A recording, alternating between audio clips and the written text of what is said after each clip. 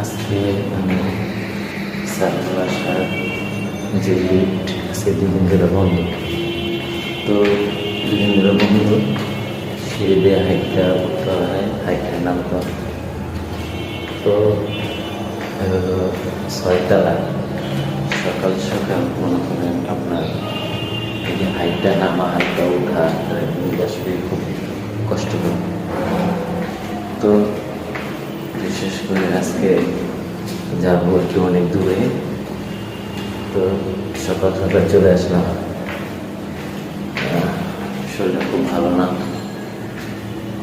খুব কাশি আমার। তো আমার জন্য সবাই দোয়া করবেন, আমি একটু সুস্থ আছি। এই যে সিঁড়ি দেখছেন আপনারা, এই সিঁড়িগুলা অনেক কষ্ট করছে, খুব খুব খারাপ খারাপ সিঁড়ি, বুঝতে পারছেন?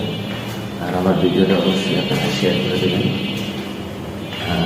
যদি ভালো লাগে অবশ্যই একটা কমেন্ট করে যাবেন।